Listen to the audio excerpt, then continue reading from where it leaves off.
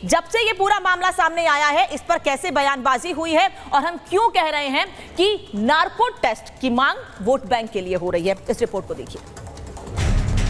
जो पीडीए हैं, जो पीडीए परिवार, एक दलित अफसर नहीं दिख रहा मुझे। दिन रात सुबह शाम बस पीडीए पीडीए पीडीए की रट लगाने वाले, वोटों की फसल काटने के लिए दलितों पिछड़ों का राग अलापने वाले अब खामोश हैं। लोकसभा चुनाव में फैजाबाद सीट पर जब सपा जीती तो खूब जश्न हुआ। अयोध्या के नाम पर संसद से लेकर सड़क तक बीजेपी पर ताने कसे गए। अखिलेश से लेकर राहुल, ममता और पूरा इंडी गठबंधन बड़े चाव से जीत का स्वाद ले रहा था, लेकिन जब उसे अयोध्या में कुकर्म हुआ, नाबालिग बेटी के साथ हैवानियत हुई, तो सबकी जुबान बंद है और आगे कोई नहीं आ रहा। क्या वोट बैंक ने सबकी जुबान पर ताला लगा दिया है? तो मुस्लिम है, इस अयोध्या के नाबालिग लड़की के साथ दुष्कर्म करने वाला, इसलिए राहुल गांधी की जुबान बंद है, अखिलेश यादव का जुबान बंद है, तेजस्वी यादव का जुबान बंद है, सारे टुकड़े टुकड़े गैंग का जुबान बंद है। अब दुष्कर्म करने में भी कि दुष्कर्म करने वाला कौन है और दुष्कर्म किसके साथ हुआ है, ये समाजवादी पार्टी से मुझे लग रहा है कि इससे ज्यादा और उम्मीद नहीं की जा सकती कि अभी तक कार्रवाई तक नहीं हुई। बीजेपी राज में कुछ हो तो अत्याचार, और जब अखिलेश के नेता कुकर्म भी करे तो आवाज नहीं निकलती। यही हाल पूरे इंडिया अलायंस का है। समाजवादी पार्टी की सरकार के समय तो देश के अंदर एक नारा चल पड़ा था, जिस गाड़ी में सपा का झंडा समझो होगा कोई जाना पहचाना गुंडा। महिला सुरक्षा पर बड़ी बड़ी बात करने वाले अब मौन है। लड़की हूँ, लड़ सकती हूँ का नारा देने वाली प्रियंका अयोध्या नहीं जा रही हैं। हाथरस पर शोर मचाने वाले राहुल सपा नेता की हैवानियत पर एक ट्वीट तक नहीं कर पाए हैं, उल्टा 12 साल की मासूम पीड़िता के जख्मों पर नमक लगा रहे हैं। क्योंकि अखिलेश के डीएनए टेस्ट की मांग के बाद शिवपाल ने भी आरोपी और पीड़िता के नार्को टेस्ट कराने की मांग की है। जो राजनीति कर रहे हैं तो इन्हें सबका नार्को टेस्ट होना चाहिए, इसलिए कि ये राजनीति कर रहे हैं कि ये इस घटना को जिस तरीके से मोड़ कर दे रहे हैं। शिवपाल यादव जी, अखिलेश यादव जी, इनकी जो सोच है वो प्रदर्शित कर रही है। ऐसे व्यभिचारी और दुराचारी को बचाने की बात करते हैं। बच्ची की आवाज पूरा देश और पूरी दुनिया, पूरा प्रदेश सुन रहा है। इनके कान में जू नहीं रेंग रही है और ये भी डीएनए के भी जांच की बात कर रहे हैं। निर्लज्जता की बात है। समाजवादी पार्टी का इतिहास यही रहा है कि समाजवादी पार्टी के लोग अपराधियों को सजा देने का काम करते रहे। एक तरफ अखिलेश की पार्टी डीएनए और नार्को टेस्ट के नाम पर पीड़िता के जख्मों को कुरेद रही है, जबकि पीड़िता का हाल जानने के लिए आज बीजेपी का प्रतिनिधिमंडल अयोध्या पहुंचा। लेकिन कई दिन बीत जाने के बाद भी सपा के स्थानीय सांसद अवधेश प्रसाद नहीं गए। योगी सरकार ताबड़तोड़ एक्शन भी ले रही है। मोहित के ठिकाने पर बुलडोजर चला दिया गया है, लेकिन सपा के नेताओं को इससे भी दिक्कत है। उत्तर प्रदेश में इतनी जघन्य अपराध कई जिलों में हो चुके हैं, वहां अपराधियों के साथ क्यों नहीं बुलडोजर चलवा दिया बाबा जी ने? जहां भाजपा के विधायक सत्ता से जुड़े हुए लोग हैं, वहां बुलडोजर का डीजल खत्म है। अगर यादव और मुसलमान है तो बुलडोजर में डीजल आ जाएगा। यह दो तरफा कार्रवाई नहीं चलेगी। देखिए, यही चरित्र है विपक्ष का, और खासकर के समाजवादी पार्टी जहां जहां सत्ता में आती थी और या जहां भी उनके विधायक या सांसद जीत जाते हैं, वहां इस तरह की चीज शुरू हो जाती है। अखिलेश यादव जी मुलायम सिंह जी के सुपुत्र हैं, जिनकी संवेदनाएं जब जाहिर हैं, उनको फिलहाल जब तक जांच पूरी ना हो किसी के बचाव का प्रयास नहीं करना चाहिए। उत्तर प्रदेश में जल्द 10 सीटों पर उपचुनाव होने हैं। अयोध्या की मिल्कीपुर सीट भी इसमें शामिल है। पश्चिमी उत्तर प्रदेश में कई सीटें हैं जहां मुस्लिम मतदाता निर्णायक संख्या में हैं। क्या इसीलिए मुस्लिम आरोपी मोहित के खिलाफ सपा कार्रवाई नहीं कर रही है और योगी सरकार के एक्शन का भी विरोध हो रहा है?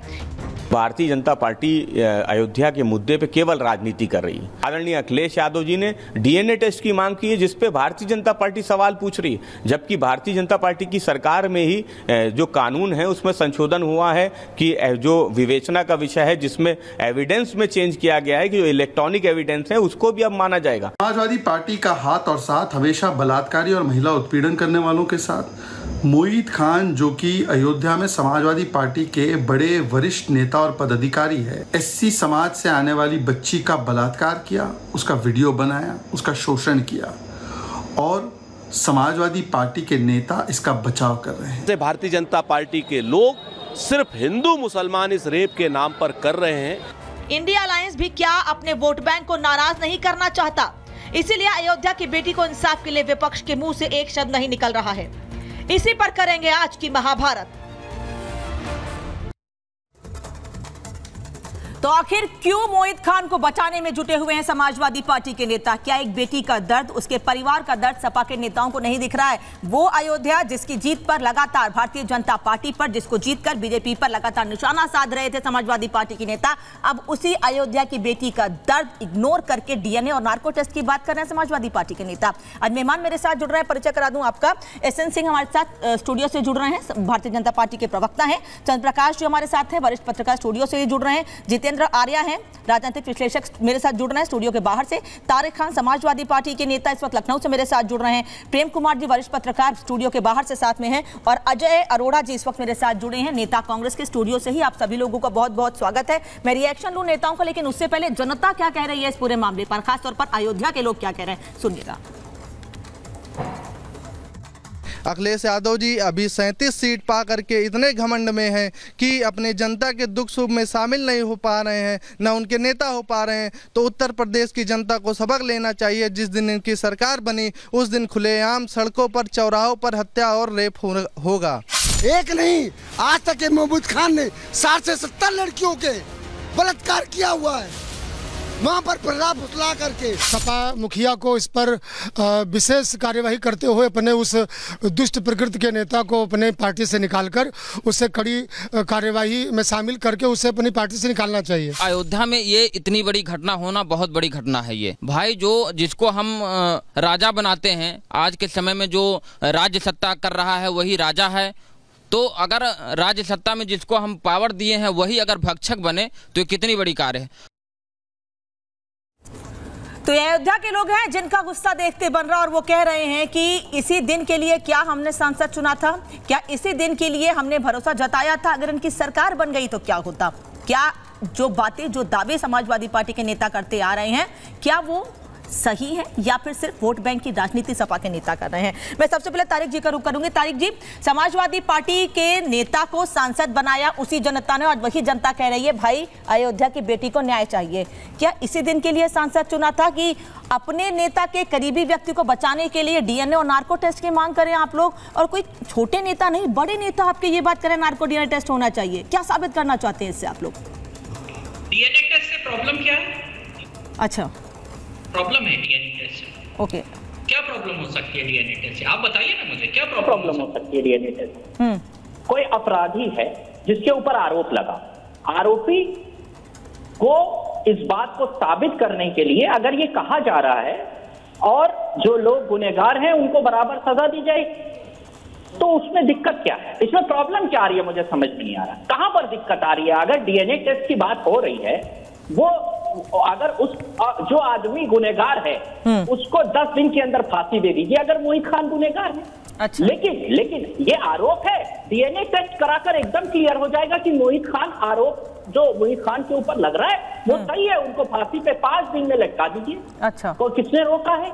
किसने रोका है? लेकिन अगर हम कह रहे हैं दूध का दूध पानी का पानी हो जाएगा वहां से, तो आप उस पर इतनी बातें बता रहे हैं, तो क्या जरूरत है इन बातों की? भाई आप डीएनए टेस्ट कराइए, उस टेस्ट से ये बात साबित हो जाएगी कि अगर मोहित खान उसमें इन्वॉल्व है, मोहित खान को 5 दिन के अंदर फांसी पे लटका। तारिक खान, आपकी बातों से 2 सवाल निकल रहे हैं। आपकी बातों से 2 सवाल निकल रहे हैं। आपने कहा कि अगर मोहित खान दोषी हैं तो उन्हें सजा हो जाएगी, मतलब देश में कानून या न्यायपालिका की व्यवस्था जो है आपको भरोसा नहीं है उस पर, ठीक है। और दूसरा ये कि आपको पीड़िता के आरोप या उसके बयान पर भरोसा नहीं है, जिससे आप नार्को टेस्ट की बात कर रहे हैं। आप कह रहे हैं नार्को टेस्ट भी कराइए, न्याय टेस्ट भी कराइए, आपके नेता कह रहे हैं। ना आपको न्याय व्यवस्था पे भरोसा है, ना पीड़िता पर भरोसा है।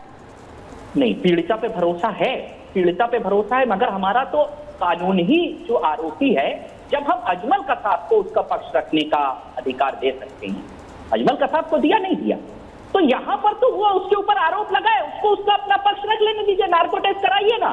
क्या दिक्कत क्या है? मुझे कह रहे कहां पर दिक्कत आ रही है नार्को टेस्ट कराने में?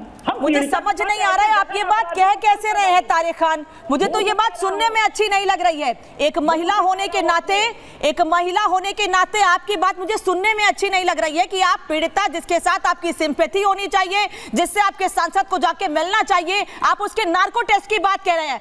सिर्फ और सिर्फ गुस्सा आ रहा है आप लोगों की ये बात सुन के। सर क्यों चुनाव के लिए वोट बैंक पाने के लिए नार्को टेस्ट और डीएनए का सहारा लेना चाहते हैं आप लोग? वोट बैंक क्या किसी पीड़िता से, किसी लड़की की इज्जत से बढ़ के हो गया है आप लोगों के लिए?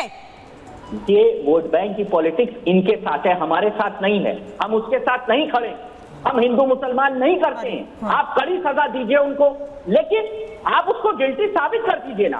हमारे देश का